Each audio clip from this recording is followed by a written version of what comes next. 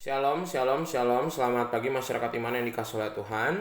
Kita hari ini mau dengar-dengaran suara Tuhan dan kita percaya bahwa mendengarkan suara Tuhan berarti kita mau berkarya dan mau melakukan kehendak-Nya. Mari bersama-sama kita pujikan Kidung Jemaat 33, Suaramu Kudengar. Kidung Jemaat 33, Suaramu Kudengar. Suaramu kudengar memanggil diriku supaya ku di Golgota dibasuh darahmu. Aku datanglah Tuhan padamu, dalam darahmu kudus sucikan diriku. Mari kita bersatu dalam doa. Ya Tuhan, kami mau mendengarkan suaramu, karena suaramu lah satu-satunya yang mampu menolong kami melewati banyak hal di hidup ini. Kami sebentar membaca firman-Mu, mampukan kami mengerti terlebih memahami. Kami serahkan pembacaan firman Tuhan, dalam nama-Mu kami berdoa dan bersyukur. Amin.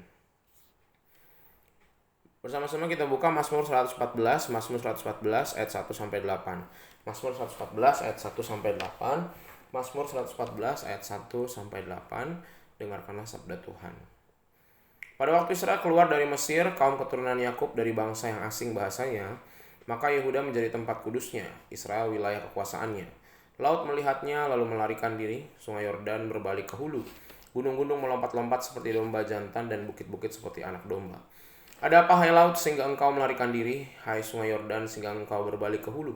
Hai gunung-gunung sehingga kamu melompat-lompat seperti domba jantan, hai bukit-bukit sehingga kamu seperti anak-anak domba.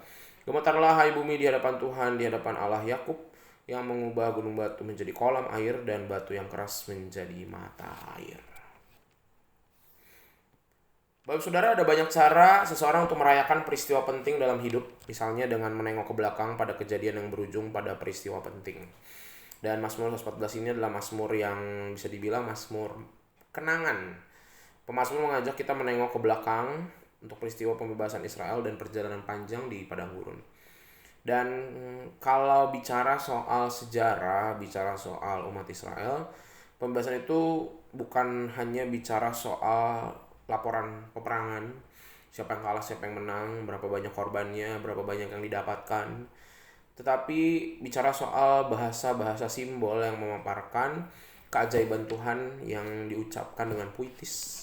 Penyeberangan sungai Yordan, penyeberangan laut Teberau, digambarkan bagaimana tadi dikatakan laut melarikan diri dan sungai berbalik arah. Peristiwa pemberian Taurat di Gunung Sinai, dikatakan bukit melompat-lompat, gunung gemetar, ya Gunung Sinai. Peristiwa Tuhan memberi air minum di tengah gurun di masa Meriba, dikatakan gunung batu menjadi kolam air, batu yang keras menjadi mata air.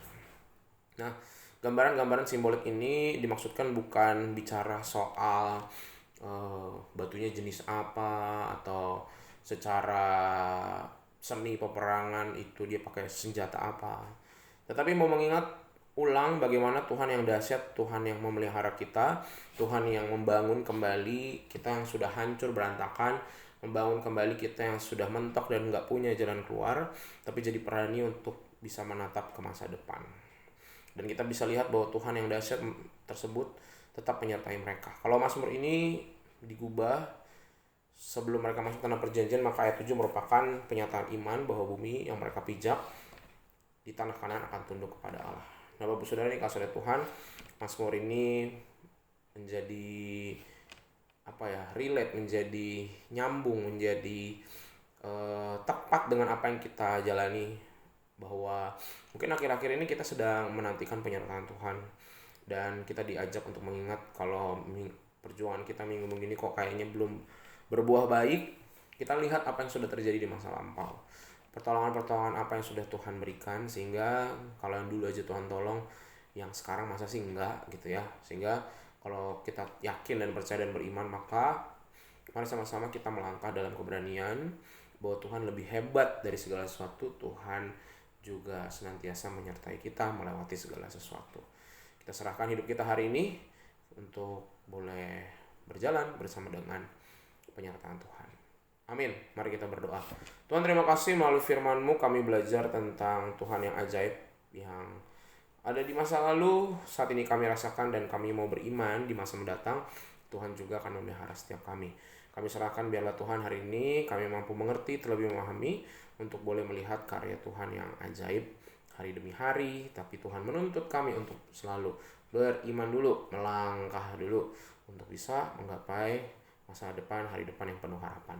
Kami serahkan kehidupan kami hari ini, segala gumul juangnya dalam pekerjaan, keluarga, pelayanan, sekolah, apapun yang kami tempuh, hanya dalam nama-Mu kami berdoa. Amin. Selamat pagi, Tuhan Yesus memberkati, tetap bersemangat.